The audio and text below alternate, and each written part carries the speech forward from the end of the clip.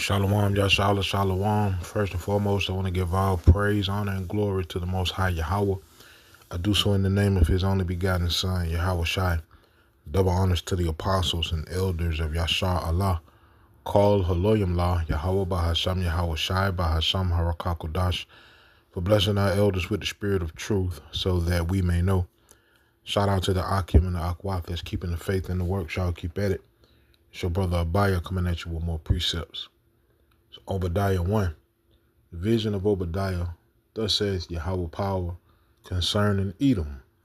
We have heard a rumor from Yahweh, and an ambassador is sent among the heathen. Arise ye and let us rise up against her in battle. All right. A lot of targets are on the daughter of Babylon's back because of how they've been behaving as of late. And this is not a whim. This is done on purpose, because this new digital world order is beyond the daughter of Babylon, right? This earth has really been ran by a specific Edomite. It's them tiny tops that control the finances, control wars, control people, control society. And their mission is to do away with the old world to bring in the new. So in order to do so, then that means that the daughter of Babylon got to get out the way as well. Right? Verse 2 in Obadiah 1 says, Behold, I have made thee small among the heathen, thou art greatly despised. Right? And once again, we see the narrative of the same tiny tops and the daughter of Babylon being despised amongst the world. Right? And like I said, because of how they've been moving as of late, and, the Lord creating the internet and allowing people to not only visit today, as far as the news goes, but go in times past, right, to double check some things. And they've been coming up short, which has the people of the world,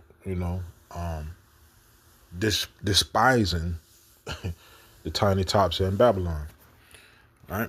The pride of thine heart hath deceived thee, thou that dwellest in the clefts of the rock, whose habitation is high, that saith in his heart, who shall bring me down to the ground, right?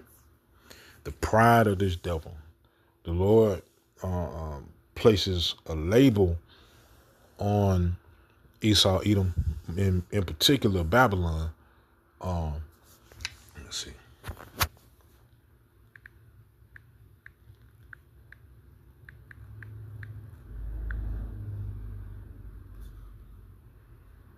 So,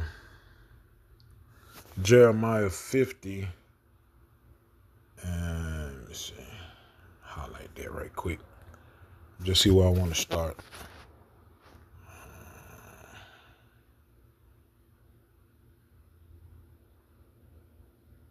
I start at verse 24. And I start at verse 23. I'll start at verse 22. So Jeremiah 50 and 22, it says, a sound of battle is in the land and of great destruction. Right? And which is going into these rumors that we keep hearing, basically targeting the daughter of Babylon. And like I said, because of how they been moving, such as blowing up pipelines and blaming your allies for it. First, you try to blame your enemy for it. Once your enemy was like, man, that sound crazy as hell. Why would we blow up our own stuff? Then you try to blame your allies for it, right? Then on top of that, you or besides that, rather, with this new thing, we'll go ahead and jump forward with this new thing, right? With Iran, you telling your allies, if first off, that you don't need them, we don't need you, but then turn right around and say, hey, we need y'all to come, help with Iran, and if you don't, then it's an issue, right? So these different moves that the daughter of Babylon has been making is only leading to its destruction via war. That's how the Lord says the daughter of Babylon is going to be taken out. It's going to be World War III that's going to take this thing out. On top of the chariots of the Lord, what the world calls UFOs and UAPs, that's going to finish off the job, right? But it says in Jeremiah 50 and 23, how is the hammer of the whole earth cut asunder and broken? How is Babylon become a desolation among nations? I have laid a snare for thee, and thou art also taken, O Babylon, and thou wast not aware, thou art found, and also caught, because thou hast striven against Yahweh. Right? It says Yahweh hath opened his armory, and hath brought forth the weapons of his indignation.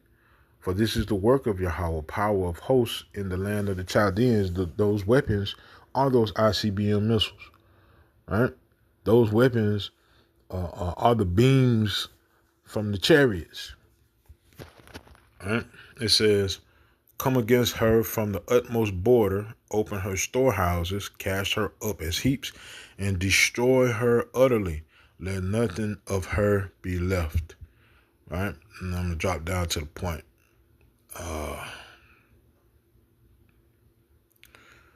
Jeremiah 50 and 31. Behold, I am against thee, O thou most proud, saith Yahweh power of hosts. For thy day is come, the time that I will visit thee. Right? The Lord put that label, the most proud, on these devils. Right? And what does the Lord say comes with pride? Right? Let's see.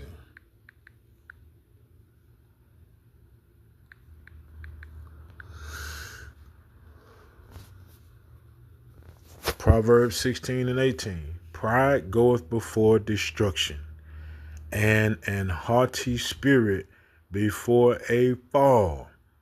Right? Pride goeth before destruction. And the Lord says the daughter of Babylon is the most pride. Right? So, or the most proud rather. So that pride is going to lead to internal destruction and then lead to a complete destruction. Right? Because that's the Lord's will. Let me go to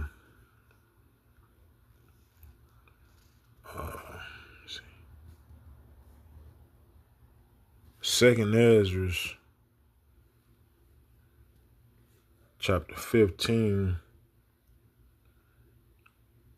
and verse 14.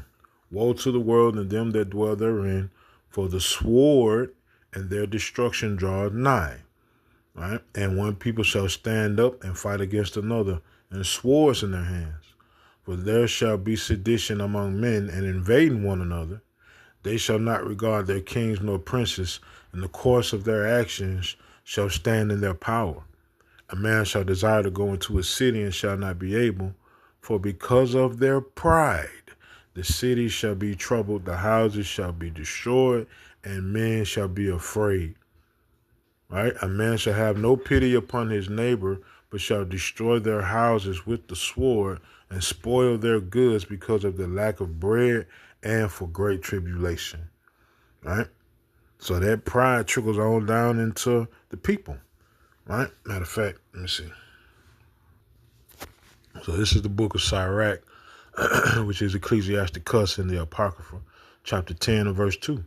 As the judge of the people is himself, as the judge of the people is himself, so are his officers. Right? And what manner of man the ruler of the city is, such are all they that dwell therein. Right? So that pride trickles on down to the people. Right?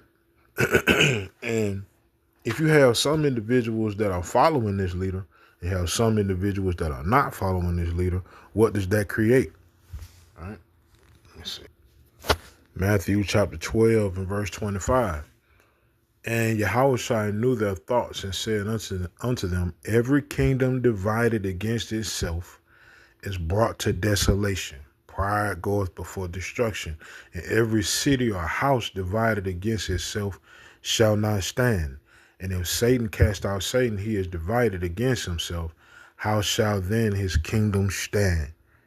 Right? So what we are witnessing is Esau Edom's destruction, right?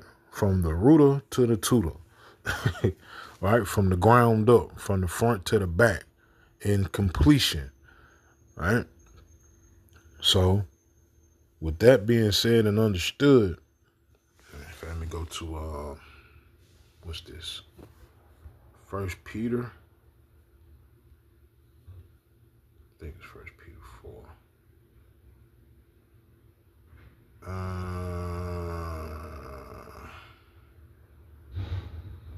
That ain't what I'm looking for. Slide. All right, because we understand that pride leads to destruction. We're in the land of the most proud. That's cool. We're in the land of the most proud. So if we're in the land of the most proud, pride comes before destruction. The leader dictates the people, right? And we're understanding that all of this is leading to the downfall of the daughter of Babylon, which is synonymous and also known, well, matter of fact, is also known as the day of the Lord, because the ultimate downfall is the destruction of the daughter of Babylon. The destruction of the daughter of Babylon is coming through the day of the Lord's judgment, right? If we understand all of that, then how should we be? 2 Peter chapter 3 and verse 10. But the day of Yahweh will come as a thief in the night, in the which the heavens shall pass away with a great noise, and the elements shall melt with fervent heat. The earth also and the works that are therein shall be burned up. So we understand the earth abideth forever. So they ain't talking about the whole earth. They're talking about specific places. You go into the scriptures such as Revelation chapter 17, which also goes to what I was speaking about earlier as far as the allies of the daughter of Babylon goes, because they are not in agreement with the daughter of Babylon, and it's ultimately going to lead to the nations turning against the daughter of Babylon and burning her with fire, right? But nevertheless, it says, seeing then in verse 11, seeing then that all these things shall be dissolved, what manner of persons ought ye to be in all holy conversation and godliness? Right? Looking for and hastening unto the coming of the day of power, wherein the heavens being on fire shall be dissolved, and the elements shall melt with fervent heat. Nevertheless, we, according to his promise, look for new heavens and a new earth, wherein dwelleth righteousness. Wherefore, beloved, seeing that you look for such things, be diligent, that ye may be found of him in peace, without spot and blameless. Kohalayim la Yahweh ba Hashem Yahweh Shai ba Hashem Harakakodash. Shalom Yasha Allah wa Abba Baba.